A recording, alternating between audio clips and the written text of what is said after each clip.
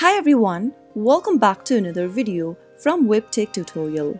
In today's episode, I'm going to be showing you how to turn on keyboard light on MacBook Pro. So let's get started. The keyboard light in MacBook Pro is designed to automatically adjust to ambient light. However, you can manually control it. The first thing to do is to look for keys labeled with icons representing a sun or light. In most MacBook Pro keyboards, this is usually the F5 and F6 keys. Press the F5 key to decrease the keyboard backlight brightness, whereas press on the F6 key to increase the keyboard backlight brightness. If the backlight control icons are not directly visible on the keys, you might need to use the Fn key in combination with the appropriate function key. So that is how you can easily turn on backlight or gradually increase or decrease its effect on MacBook Pro. If you found the video to be helpful, go ahead and give us a thumbs up.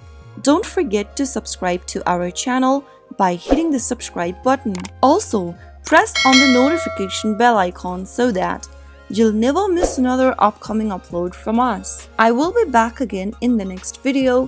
Thank you for watching.